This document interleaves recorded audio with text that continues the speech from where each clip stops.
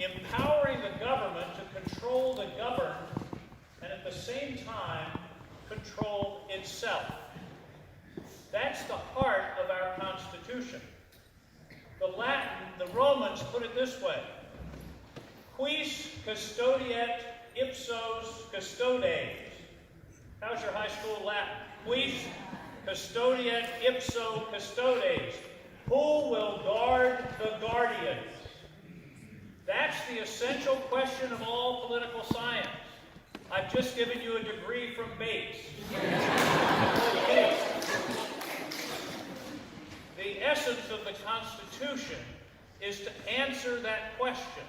How do we empower this government to protect us, to keep the peace, to provide for the common defense, to provide for the common welfare, and yet at the same time to control itself? Another famous phrase that fits into this, that really makes this so powerful. There was a 19th century British philosopher, Lord Acton, and he said one of the truest things, and it goes back to what Madison said: power corrupts, and absolute power corrupts absolutely. The people that wrote our Constitution were geniuses, and what they were geniuses in was human nature. They understood that if you concentrate power into a few hands, it never ends well.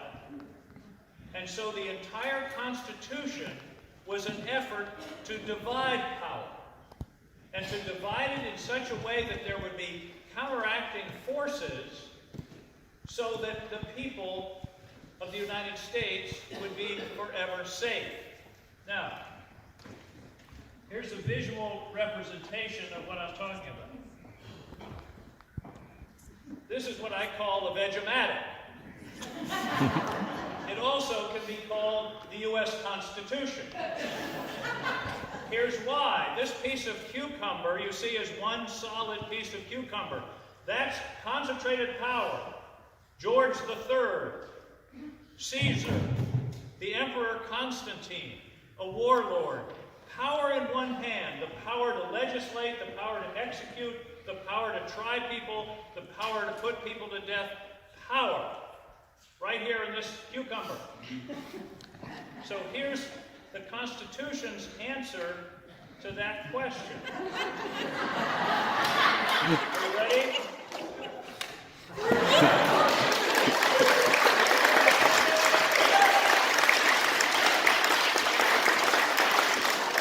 See it again? The idea is that the Constitution divides power into many pieces and places. Now, we have the House, the Senate, the President, the courts, vetoes, treaties, two-thirds, overrides.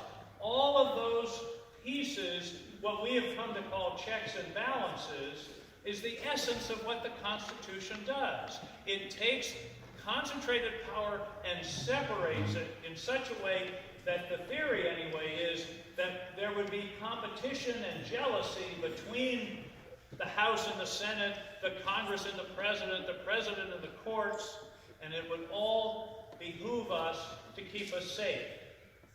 Now, that's the Constitution. You now have a graduate degree from Maine. The people, the geniuses who wrote that, however, weren't satisfied. They were still worried that even that some majority someday would be in control of all the branches of government, the President, the House, the Senate, the courts, and therefore the people would be at risk. They were worried that even this Rube Goldberg scheme, and this is one of the few audiences I can use Rube Goldberg with and people know what I'm talking about. But this Rube Goldberg scheme of complicated checks and balances still wasn't enough to protect the fundamental rights of Americans. So, I'm not going to put this on because it's too hot a day. This is a hazmat suit. Think of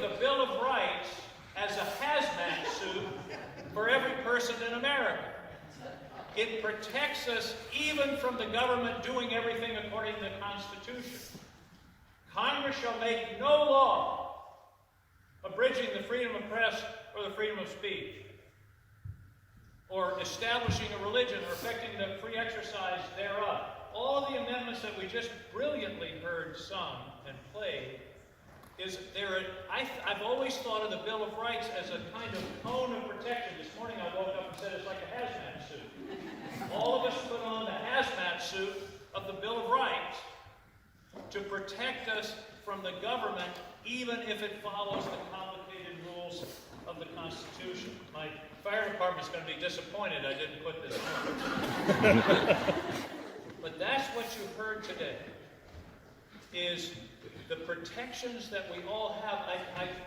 Listening to them read and sung really came. I leaned over to Ben Tucker and said, these guys were geniuses.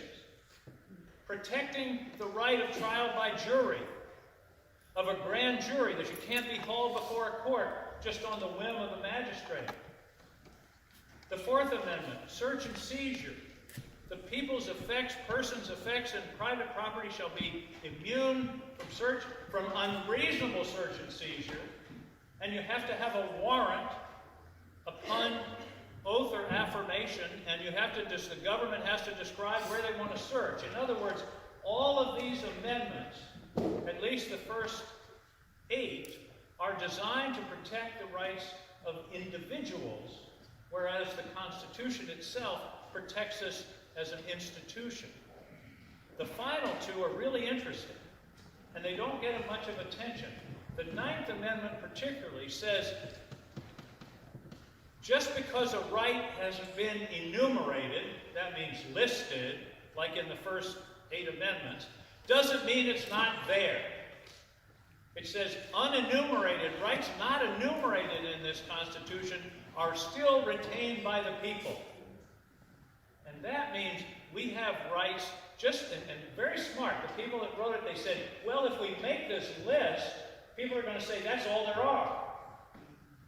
So they added the Ninth Amendment to say, no, there are other rights. I happen to think one is the right to privacy that's not listed, but that is an unenumerated right, but it's still meaningful to the people.